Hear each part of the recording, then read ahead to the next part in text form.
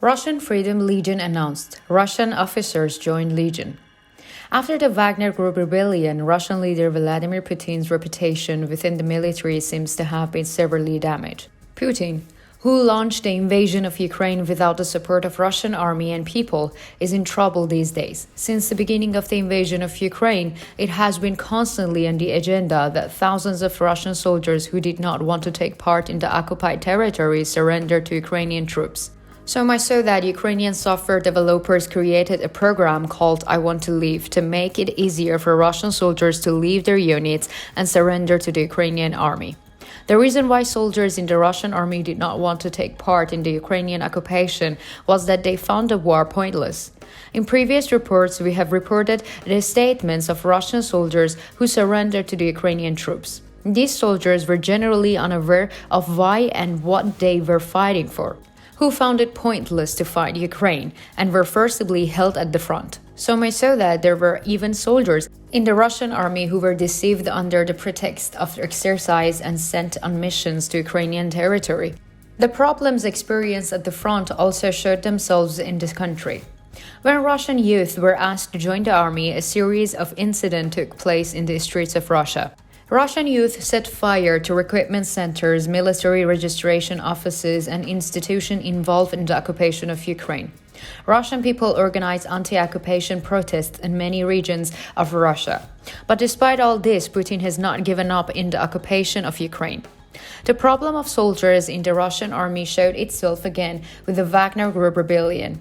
Because the Russian authorities failed to show the expected reaction against the Wagner Group rebellion, Russian leader Vladimir Putin, Defense Minister Sergei Shoigu, and Chief of General Staff Valery Gerasimov were almost silent in the face of Wagner rebellion.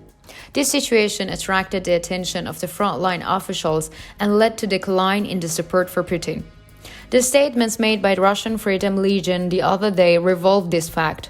According to the statement, Russian officers have joined the Russian Freedom Legion. The commander-in-chief of the Freedom Legion, code-named Caesar, said in a statement, "We are talking to army officers and Silovsky, security officials, from various departments. We are getting replies and they are changing sides. We know that the mood is changing in Russia. People are tired of the war, of Putin's regime. They understand that Putin is leading Russia and the whole world into a grave. So the number of our supporters among security elites is growing all the time." In previous interviews, the Russian Freedom Legion has stated that it was founded out of desire of Russians to fight in the ranks of Ukrainian armed forces against Putin's armed gang.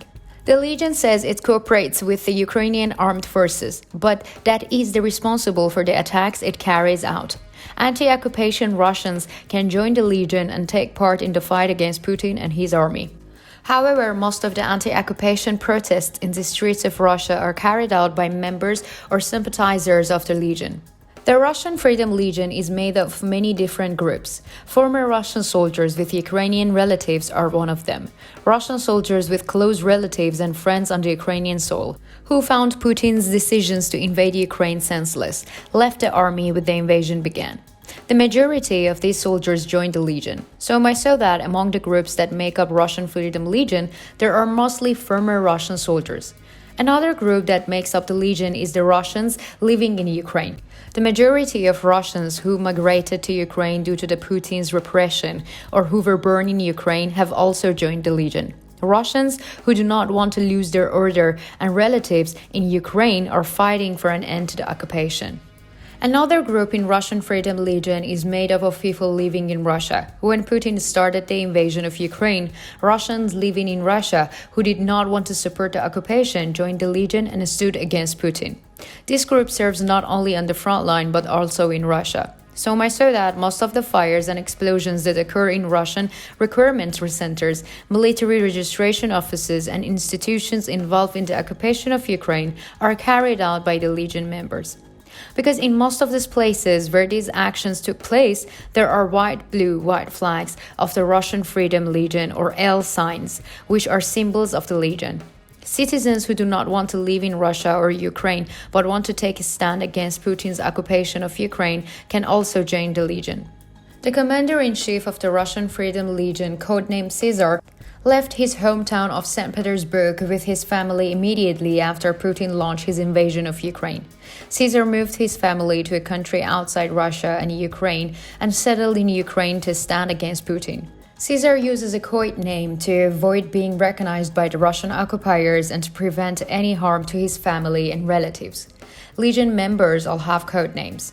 Caesar explains why he could not remain silent in the face of the occupation of Ukraine and why he fought against the occupiers. I understood almost 20 years ago that you can only change Putin's system through armed resistance. When Putin attacked Ukraine, I couldn't just sit and do nothing. I'm Christian and have conscience. I couldn't just sit there and watch quietly. So I decided I would go to defend Ukraine and then return home to liberate my people. My family, my children, when they saw war break out, they started crying and they were worried out that their dad would go to Ukraine.